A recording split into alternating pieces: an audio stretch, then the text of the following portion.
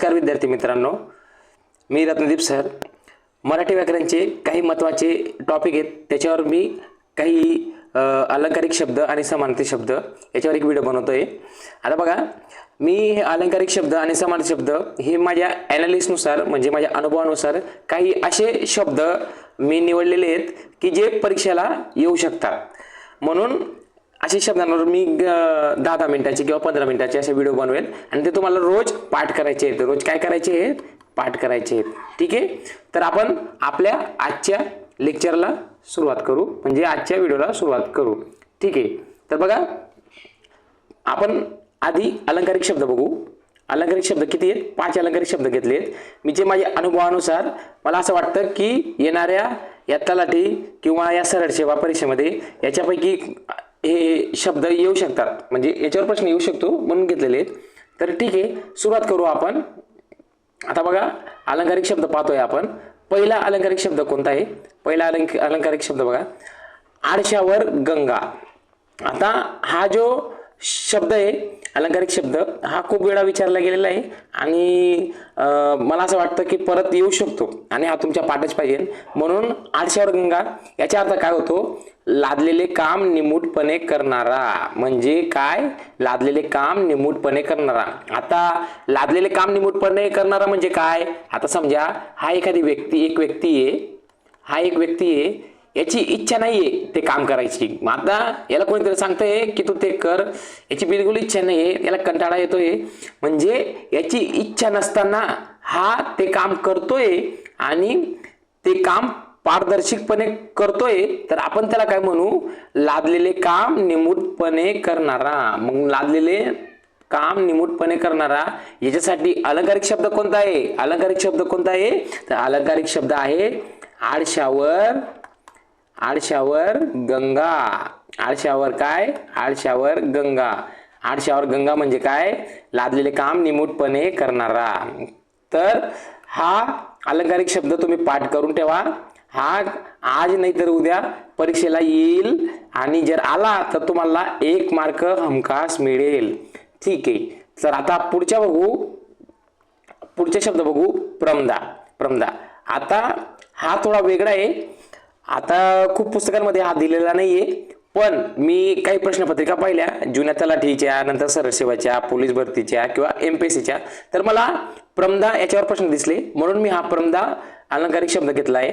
आता प्रमदा, आपण कोणता अलंकारिक शब्द बघतोय? प्रमदा. मग प्रमदाचा अर्थ काय होतो? प्रमदाचा अर्थ असा होतो, तरुण व सुंदर स्त्री. तरुण व सुंदर स्त्री, याला काय म्हणू आपण? याला म्हणू प्रमदा. मग तुम्हाला लक्षात काय ठेवायचे? तुम्हाला जर प्रश्न आला की प्रमदा या अलंकारिक शब्दाचा अर्थ सांगा, तर या अलंकारिक शब्दाचा अर्थ काय असेल? तरुण व सुंदर स्त्री. एखादी तरुण व सुंदर स्त्री आहे, तिला आपण प्रमदा म्हणू का? हो, तिला प्रमदा म्हणू, कारण की तो एक अलंकारिक शब्द आहे. तर ठीक आहे, तर आता पुढचा शब्द बघू आपण. पुढचा शब्द कोणता आहे? पुढचा शब्द आहे बिनबुडाचे भांडे. कोणता आहे? बिनबुडाचे भांडे. आता बिनबुडाचे भांडे याचा अर्थ काय आहे? याचा अर्थ आहे थोडीही स्थिरता नसलेला माणूस. आता बघा, काही असे लोक असतात की ते स्टेबल राहत नाही. म्हणजे कसं, त्यांच्या मनामध्ये असं विचार चालू राहतात की हे करू का, ते करू का, किंवा कधी एका जागेवर राहतात, कधी दुसऱ्या जागेवर जातात. म्हणजे नेमकं त्यांना ठाऊक राहतच नाही की मला नेमकं काय करायचंय. मग त्याला आपण काय म्हणू शकतो? त्याला आपण म्हणू बिनबुडाचे भांडे. काय म्हणू त्याला? बिनबुडाचे भांडे. बिनबुडाचे भांडेचा अर्थ काय होतो? थोडीही स्थिरता नसलेला माणूस. आता माझा एक मित्र आहे, तो असाच आहे नेमका. म्हणजे कसा?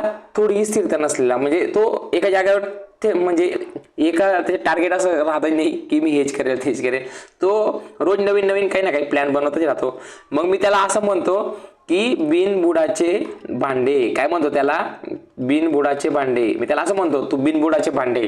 तू काय आहे? बिनबुडाचे भांड. आणि तो ऐकून पण घेतो. त्याला पण माहिती आहे की तो स्वतः बिनबुडाचे भांडे. ठीक आहे, तर लक्षात ठेवा, बिनबुडाचे भांडे म्हणजे काय? थोडीही स्थिरता नसलेला. ठीक आहे, हा तुमचा पाठ झाला आहे.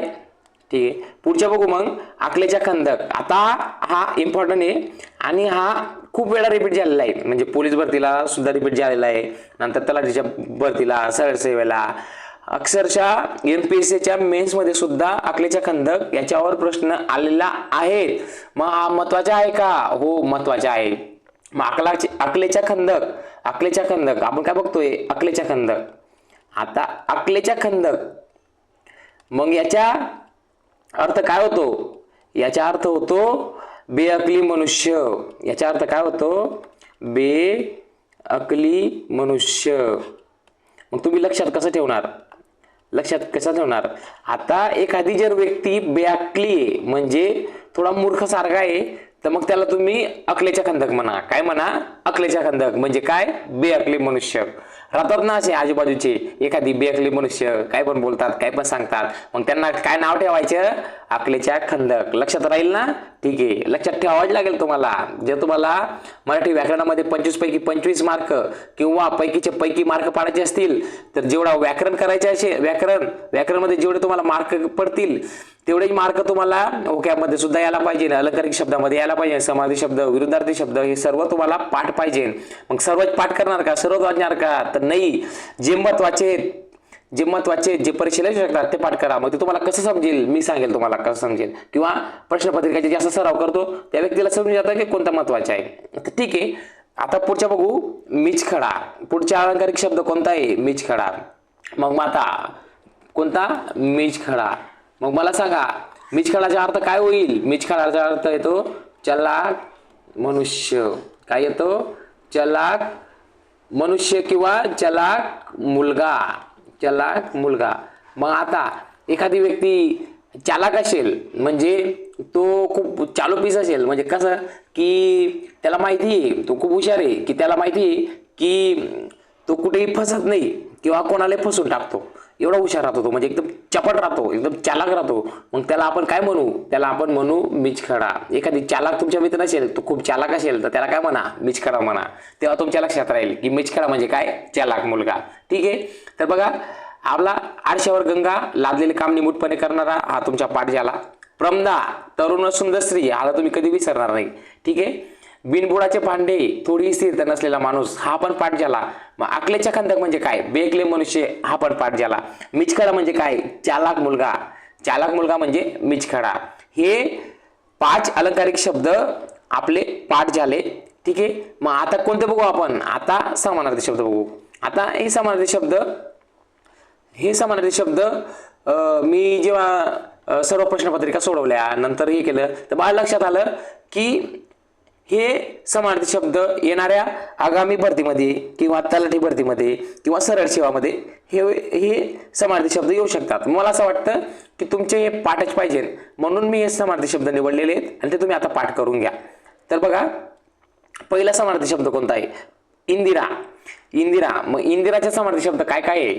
आता इंदिरा, आता आपले पंतप्रधान होते इंदिरा गांधी, बरोबर? त्यांचे नाव होतं इंदिरा. ठीक आहे. सध्या आता इंदिरा लक्षात ठेवा, फक्त इंदिरा, आपण इंदिराबद्दल बोलतोय आता. मग इंदिराचा अर्थ काय आहे?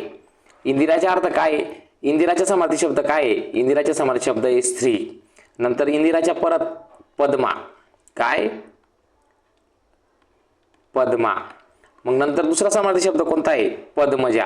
कोणता आहे? पद्मजा. मग नंतर अजून कोणता आहे? लक्ष्मी.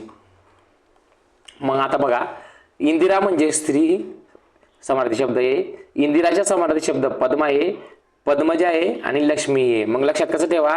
इंदिरा, श्री, पद्म, पद्मजा, लक्ष्मी. कसं लक्षात ठेवणार? इंदिरा, स्त्री, पद्म, पद्मजा, लक्ष्मी. ठीक आहे, एवढं काय अवघड नाहीये. आता इंदिरा हा थोडा वेगळा आहे, म्हणजे जास्त परीक्षेत आलेला नाहीये, किंचित वेळ आलेला आहे, पण मला असं वाटतं की हा काहीतरी नवीन आहे. काय आहे? हा काहीतरी नवीन आहे आणि हा कधीतरी येईल, आज नाही तर उद्या येईल. याला पाठ ठेवा, इंदिरा, श्री, पद्म, पद्मजा. मग आता पुढचे शब्द घ्यायचे का? ठीक आहे, मग पुढचे शब्द घेऊ. आता पुढचा शब्द कोणता आहे? पार्वती. पार्वती काय आहे? देवाचे नाव आहे. पार्वती काय आहे? देवीचे नाव आहे. मग आता बघा, पार्वती मग आता पार्वतीच्या समानार्थी शब्द कोणते कोणते आहेत आपण बघू. हे बघा, पार्वतीच्या समानार्थी शब्द कोणता आहे? पार्वती देवीचे नाव आहे ना. मग पार्वती बघा, पार्वतीच्या अंबिका. काय? अंबिका. अंबिका. पार्वतीच्या समानार्थी शब्द काय? अंबिका. अंबिका पण देवीचे नाव आहे, लक्षात राहू द्या. नंतर गौरी. कोणतं? गौरी. गौरी. गौरी सुद्धा देवीचे नाव आहे. पार्वती समानार्थी शब्द अंबिका, नंतर गौरी, हे दोन लक्षात राहिले. नंतर अंबा. नंतर काय? अंबा. हा सुद्धा पार्वतीच्या समानार्थी शब्द आहे. नंतर भवानी. कोणता? भवानी. भवानी हा सुद्धा समानार्थी शब्द आहे. मग लक्षात कसं ठेवणार? अंबिकाच्या समानार्थी शब्द पार्वतीच्या समानार्थी शब्द कोणता आहे? अंबिका. नंतर गौरी, अंबा आणि भवानी. पार्वती, अंबिका, गौरी, अंबा, भवानी. पार्वती, अंबिका, गौरी, अंबा, भवानी असंच पाठ करून टाका डायरेक्ट.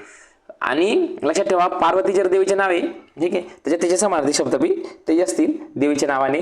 मग सोपं आहे, असं लक्षात ठेवा तुम्ही. पार्वती देवीचे नाव आहे ना, तर अंबिका देवीचे नाव आहे, गौरी देवीचे नाव आहे, अंबा देवीचे नाव आहे, भवानी देवीचे नाव आहे. हे सर्व समानार्थी शब्द आहेत. ठीक आहे. आता पुढच्या समानार्थी शब्द बघू आपण. पुढचा समानार्थी शब्द कोणता आहे? पुढचा समानार्थी शब्द आहे ब्रह्मदेव. कोणता? ब्रह्मदेव. आता हा थोडा वेगळा आहे, म्हणजे हा बघा पुस्तकामध्ये आहे, पण अजून एवढ्या परीक्षेमध्ये काय आलेला नाही, किंचित पाहिला, जास्त काही दिसलं नाही मला. मग आलेला नाही तर मग काय येणारच नाही का? नाही. तर आता येईल, कारण की कॉम्पिटिशन एवढं वाढतंय की मुलांचे सगळे समानार्थी शब्द पाठ आहेत. मग कोणते प्रश्न विचारतील? ते अवघड प्रश्न विचारतील. मग ब्रह्मदेव अवघड आहे का? हो अवघड आहे. त्याच्या आधी आपण बघू, आपण कोणता शब्द बघतोय? ब्रह्मदेव. कोणतं बघतोय? ब्रह्मदेव. मग आता मला सांगा, ब्रह्मदेवचा अर्थ काय? ब्रह्मदेव म्हणजे देवांच्या देव. मग मला सांगा, देवांचा पण देव असतो का? हो, देवांचा पण देव असतो. कोणता देव? ब्रह्मदेव. देवांचे देव कोणाला म्हणू शकतो आपण? ब्रह्मदेव. आता ब्रह्मदेवचा समानार्थी शब्द कोणता आहे? ब्रह्मदेवचा समानार्थी शब्द पहिला कोणता? वासुदेव. काय? वासुदेव. वासुदेव म्हणजे काय? ब्रह्मदेव. दुसरा समानार्थी शब्द कोणता आहे मग? देवकी नंदन. देव. देवाचे नाव आहे ना ब्रह्मदेव, देवांचा देव आहे ना. मग देव आणि देवकी नंदन. काय? देवकी नंदन. लक्षात ठेवा, देवकी नंदन कोणाचा समानार्थी शब्द आहे? ब्रह्मदेवाच्या. वासुदेव कोणाचा समानार्थी शब्द आहे? ब्रह्मदेवाच्या. मग तिसरा शब्द कोणता आहे? तिसरा मुरलीधर. कोणता? मुरलीधर. कोणाचा समानार्थी शब्द आहे मुरलीधर? ब्रह्मदेवाच्या. मग ब्रह्मदेवाचे समानार्थी शब्द कोणते कोणते? ब्रह्मदेवाचे समानार्थी शब्द वासुदेव बरोबर, देवकी नंदन बरोबर, मुरलीधर बरोबर. समजला का? मग ब्रह्मदेव म्हणजे काय? देवांचा देव. लक्षात ठेवा. मग कसं लक्षात ठेवणार? ब्रह्मदेवच्या समानार्थी शब्द वासुदेव, देवकी नंदन, मुरलीधर. आता मला माहिती आहे तुमच्या हे पाठ होऊन गेलं, या तुम्ही कधी विसरणार नाही. ठीक आहे. तरी पण एका वहीमध्ये लिहून ठेवा, महत्वाचा आहे हा. आणि स्टार करून ठेवा. काय करणार? याला स्टार करा. स्टार करा. कसं स्टार करणार? असं स्टार करा. ठीक आहे. आता पुढच्या बघा, पुढच्या समानार्थी शब्द कोणता? पती. आता पती हा समानार्थी शब्द खूप वेळा रिपीट झालेला आहे.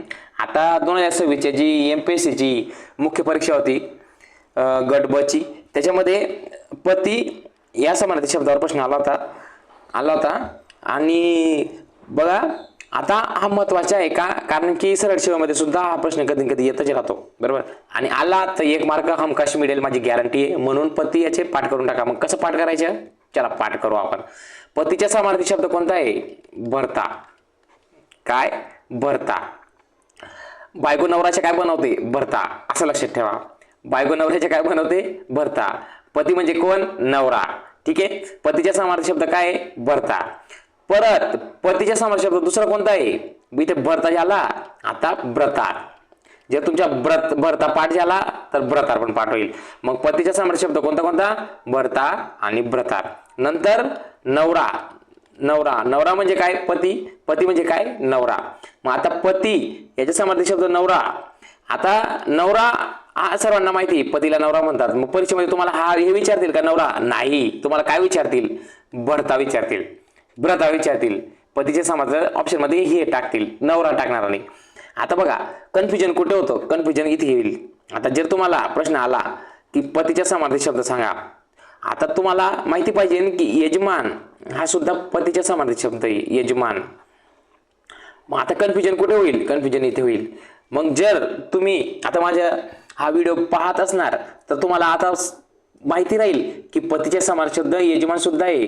काय आहे? यजमान. मग लक्षात ठेवा पाठ कोणता कोणता करायचा आहे? भरता पाठ करा, व्रतार पाठ करा, यजमान पाठ करा, पतीचे समानार्थी शब्द हे पाठ करा. यजमान का? कारण की अवघड आहे, खूप लोकांना माहिती नाहीये. मग तुम्हाला माहिती आहे आता धनी.